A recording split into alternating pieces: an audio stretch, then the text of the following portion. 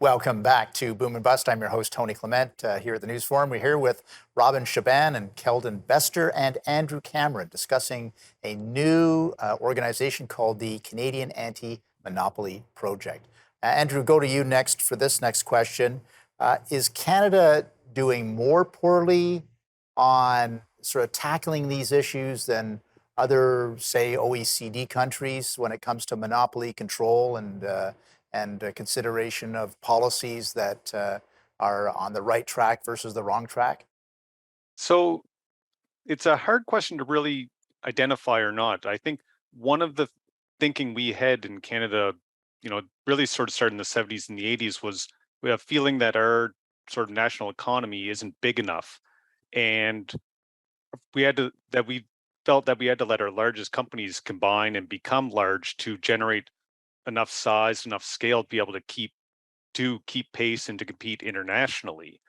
So I think to some extent you could argue we let more monopolization and more consolidation happen in the hope or in the pursuit that we could compete more internationally and then improve our economy that way. My my take on that though is it left, a lot of individual Canadians in smaller towns behind. So it's hard to know grade, are we doing better or worse, but we've chosen a policy that's led us to this point, and I think we can choose a different path forward that'll make things better, or like we say, more equitable, more fair for all Canadians. Keldon, I've noticed, and I'm sure you've noticed too, that whenever there's a proposal for a large multi-billion dollar merger in Canada, in whatever field, it could be telecoms. We know about the Roger Shaw debate that's happening, but in other fields as well. The argument they trot out is, yeah, it's going to be bigger, but we'll get economies of scale that Canadian companies need to compete, and we'll be able to invest in technology or equipment or whatever, and that can't happen unless we're bigger. Is that the kind of argument that you're facing, and are there counter arguments to that? Absolutely. Economies of scale and more broadly, what we call efficiencies arguments are a big part of mergers, such as Rogers Shaw. The question is, what incentives do our laws create?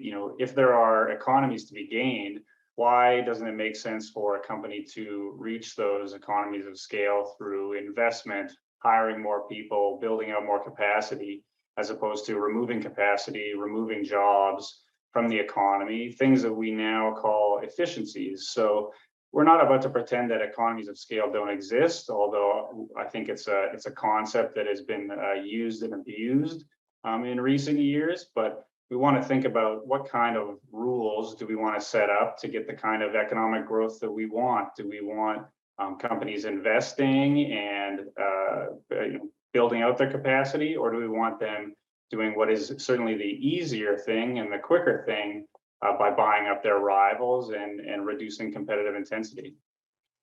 Robin, I could see in terms of the goals of your organization, there's public policy. You mentioned the review of the Competition Act, but there's also these discrete case by case where these monopolies are being assembled, let's say, or oligopolies at the very least. So are you picking a lane there, or are you trying to influence all of that?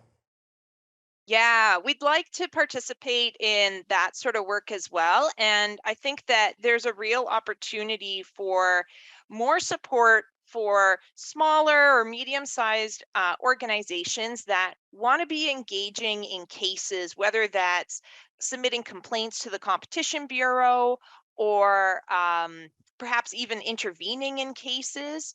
Um, but there's a lack of technical knowledge that is accessible to these organizations. Again, a lot of the expertise in competition law is caged up on Bay Street with, high-priced and often inaccessible lawyers and economic experts. So we have the group of us have provided some guidance to some organizations as they seek to provide complaints to the Competition Bureau. So we have been dabbling in this work, and I hope that as a next stage beyond the review of the Competition Act and our participation in that, we can provide some more targeted support to other organizations that want to be participating in this, because there is a real need.